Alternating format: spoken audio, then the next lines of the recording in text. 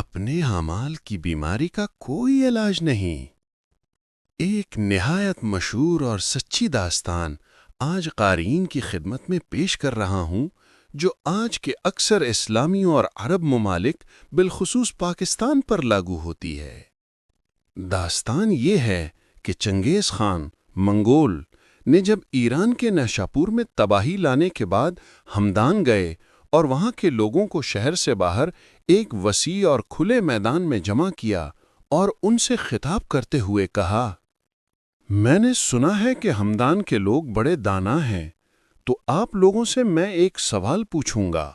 اگر آپ صحیح اور اچھا جواب دیں تو آپ محفوظ رہیں گے، ورنہ آپ سب کے سر قلم کر دیے جائیں گے۔ اس نے پوچھا کہ کیا میں خدا کی طرف سے یہاں آیا ہوں یا اپنی مرضی سے آیا ہوں؟ سب لوگوں پر خاموشی چھائی ہوئی تھی۔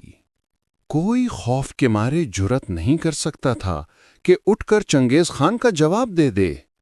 کہ اس دوران لوگوں کے بیچ میں سے ایک بہادر اور نڈر چرواہا اٹھا اور چنگیز کی طرف چلا گیا اور کہا، آپ نہ خدا کی طرف سے آئے ہیں اور نہ ہی اپنی مرضی سے، بلکہ ہمارے اعمال آپ کو یہاں لائے۔